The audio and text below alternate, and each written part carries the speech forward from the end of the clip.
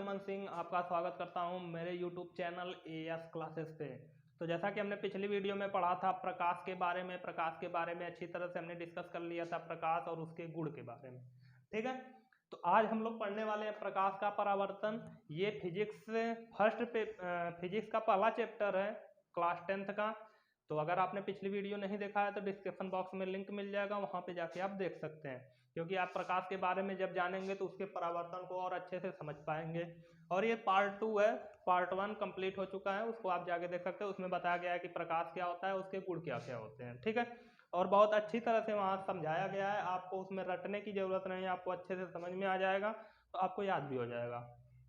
तो चलिए हम लोग शुरू करते हैं प्रकाश का परावर्तन। यदि आप हमारे चैनल पे नए हैं तो चैनल को सब्सक्राइब करके पास में बेल आइकन बन के आएगा, उसको दबा के ऑल पे सेलेक्ट कर दें, ताकि हर वीडियो की नोटिफिकेशन आपको मिल जाया करेगी।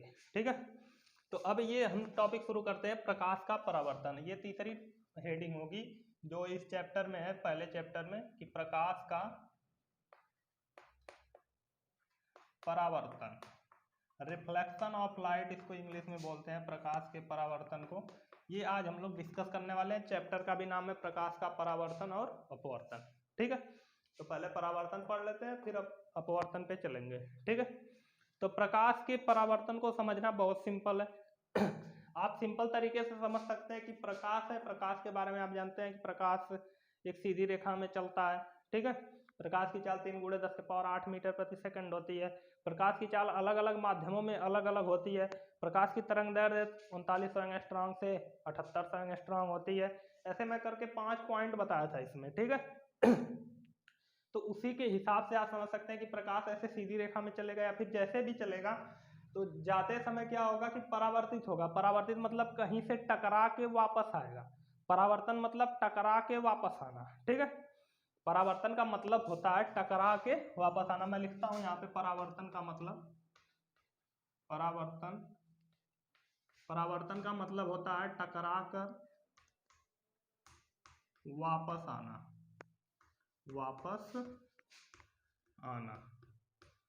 ये परावर्तन का मतलब होता है कि कहीं से जाके कोई चीज, कोई वस्तु टकरा के वापस आ गई तो हम कहेंगे ये परावर्तित हो गई। ठीक है, तो यहाँ पर भी हम यही समझेंगे प्रकाश के परावर्तन का मतलब क्या होगा कि प्रकाश जाएगा और टकरा के कहीं से वापस आएगा। इसका मतलब तो हमको यही समझ में आ रहा है। अब प्रकाश हर वस्तु से टकरा के वापस तो आ नहीं सकता, आएगा लेकिन हमको दिखेगा नहीं। दिखता कब है, तो उसके लिए हम यूज करेंगे यहाँ पे समतल दर्पण। आप देखे होंगे आपके घर में समतल दर्पण होगा जिसमें आप लोग चेहरा देखते हैं अपना।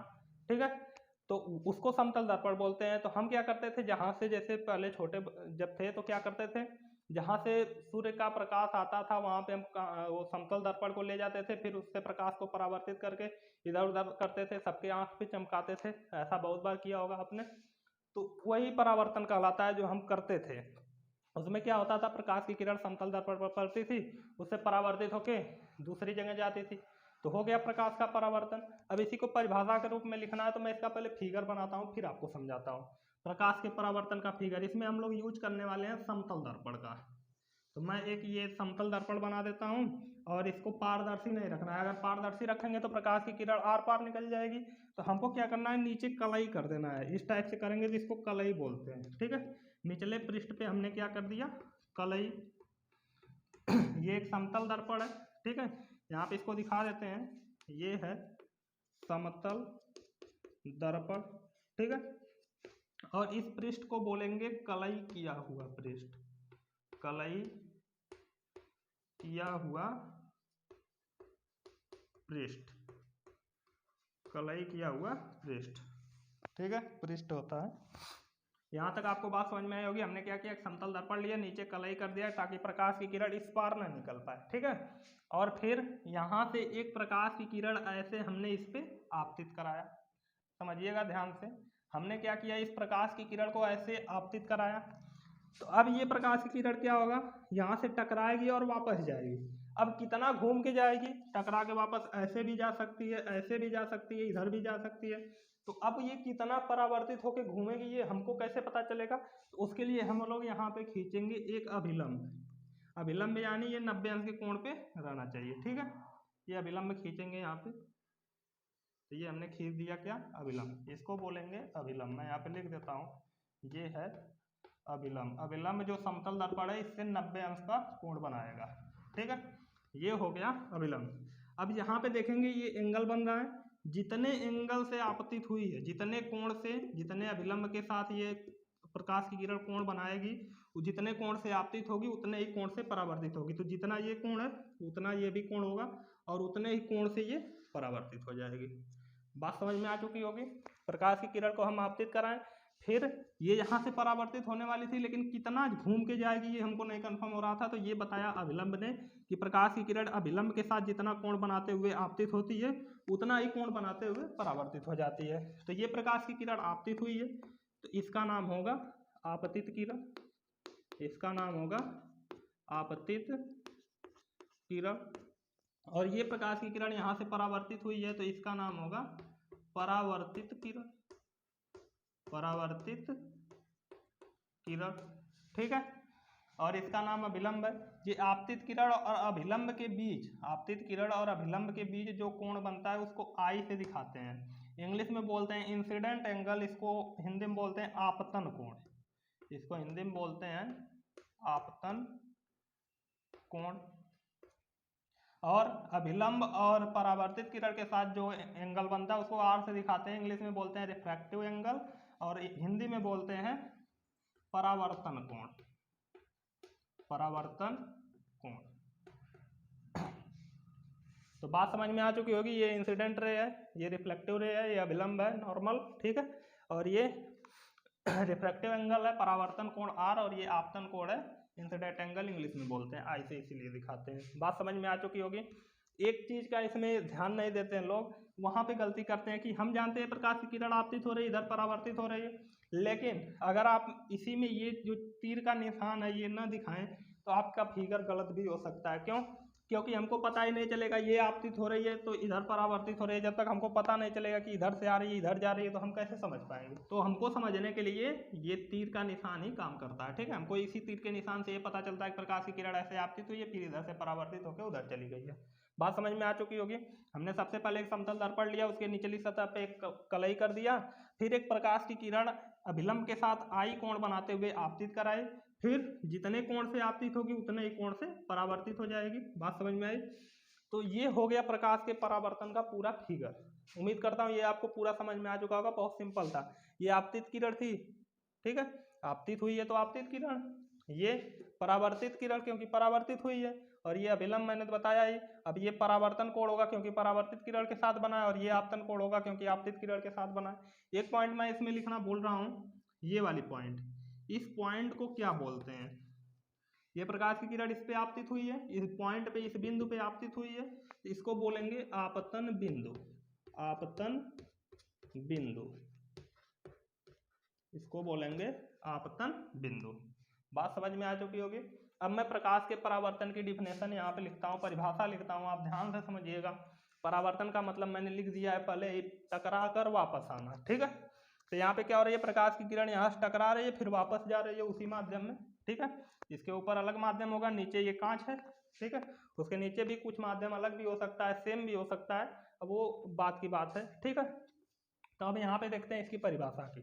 तो परिभाषा क्या होगी कि जब प्रकाश की किरण किसी चिकने तल से टकराकर, ये जो समतल दर्पण है इसका ये वाला तल एकदम चिकना होता है, ठीक है, तो जब प्रकाश की किरण किसी चिकने तल से टकराकर पुनः उसी माध्यम में वापस लौट जाती है तो इस घटना को हम बोलते हैं प्रकाश का परावर्तन। बात समझ में आई होगी। जब प्रकाश की किरण किसी चिकने तल से टकराकर पुनः उसी माध्यम में वापस लौट जाती है तो इस घटना को प्रकाश का परावर्तन कहते हैं। मैं लिख देता हूं, जब प्रकाश की किरण किसी चिकने तल से टकराकर पुनः उसी माध्यम में वापस लौट जाती है तो इस घटना को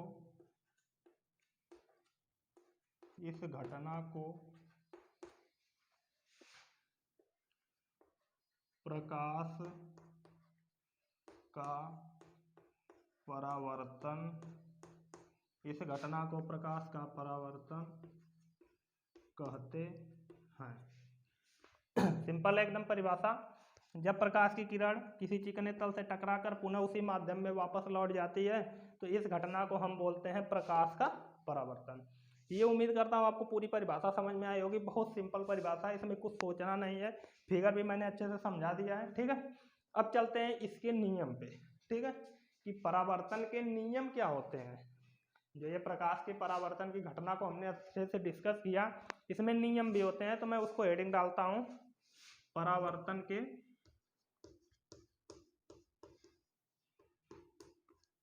नियम, ठीक है। ये परावर्तन का नियम क्या होता है इसको अच्छे से समझेंगे, और ये इंपॉर्टेंट भी है, ये पूछा भी जाता है कभी कभी कि परावर्तन का पहला नियम या दूसरा नियम बताइए क्या होता है, तो आपको वहाँ पे बताना पड़ता है। तो ये परावर्तन का नियम समझने के लिए हमको बहुत सिंपल तरीका इसी फिगर से ही देख के हम बता सकते हैं, ठीक है। तो ये परावर्तन के नियम होते हैं, ये दो नियम होते हैं, ठीक है। और आपको यहाँ स्क्रीन पे शो भी कर रहा होगा वो दोनों नियम होते क्या हैं। यहाँ पे आप देख सकते हैं परावर्तन के दो नियम होते हैं। अब क्या क्या होते हैं उसको मैं समझाता हूँ। यहाँ पे आप देख रहे होंगे कि पहला नियम ये बता रहा होगा कि आपतित किरण, परावर्तित किरण और अभिलंब तीनों एक ही तल में होते हैं, ठीक है। आपतित किरण, परावर्तित किरण तथा अभिलंब तीनों एक ही तल में होते हैं। और दूसरा नियम आपको समझ उसमें दिख रहा होगा कि आपतन कोण सदैव परावर्तन कोण के बराबर होता है। यही दोनों नियम होते हैं, मैं इसको समझाता हूँ, आप यहाँ से नोट कर लीजिएगा। यहाँ से देखते हैं पहला नियम क्या होता है। पहला नियम आप देख रहे होंगे कि आपतित किरण, परावर्तित किरण तथा अभिलंब तीनों एक ही तल में होते हैं। इसका मतलब समझ रहे हैं, एक तल ये समतल दर्पण के ऊपर है, एक तल समतल दर्पण के नीचे है। तो जितनी भी घटनाएं घट रही हैं सब समतल दर्पण के ऊपरी तल में घट रही हैं, नीचे कुछ नहीं हो रहा है, ठीक है। तो पहला नियम यही बताता है कि आपतित किरण, परावर्तित किरण तथा अभिलंब तीनों एक ही तल में होते हैं, मतलब तीनों ऊपर ही होते हैं, नीचे कुछ नहीं होता। बात समझ में आ रही होगी। इसको एक तरह से हम और बोल सकते हैं, मैं हालांकि ऑफलाइन में जब पढ़ाता हूँ तो वहाँ पे यही लिखवाता हूँ कि आपतित किरण, परावर्तित किरण तथा आपतन बिंदु पर अभिलंब तीनों एक ही तल में होते हैं। आप ये भी लिख सकते हैं, सही होगा, ठीक है। कभी कभी बुक में भी यही लिखा हुआ मिलता है। पहला नियम आपको समझ में आ चुका होगा कि आपतित किरण, परावर्तित किरण तथा अभिलंब तीनों एक ही तल में होते हैं, तीनों ऊपर ही होते हैं, नीचे कुछ नहीं होता, ठीक है। तो पहला नियम आपको समझ में आ चुका होगा। अब चलते हैं दूसरे नियम पे। दूसरा नियम बहुत सिंपल है, मैंने आपको पहले भी बताया कि जितने कोण से आपतित होगी उतने ही कोण से परावर्तित होगी। मैंने बताया ना कि हमको कैसे पता चलेगा कि कितने कोण से, मतलब कितना इधर घूम के जाएगी, ठीक है। तो मैंने क्या किया था, एक अभिलंब खींचा था और जितना कोण ये था उतने एक कोण पे इसको परावर्तित कर दिया, तो हमको पता चल गया कितना घूमेगी। मतलब मेरे कहने का मतलब यही है कि ये जो आपतन कोण होता है इस परावर्तन कोण के बराबर होता है। कोण आई बराबर कोण आर, जो वहाँ आपको अच्छी तरह से शो कर रहा होगा, आप देख रहे होंगे वहाँ पे, ठीक है। तो आपतन कोण सदैव परावर्तन कोण के बराबर होता है, अर्थात हम कह सकते हैं कि कोण आई बराबर कोण आर, ठीक है।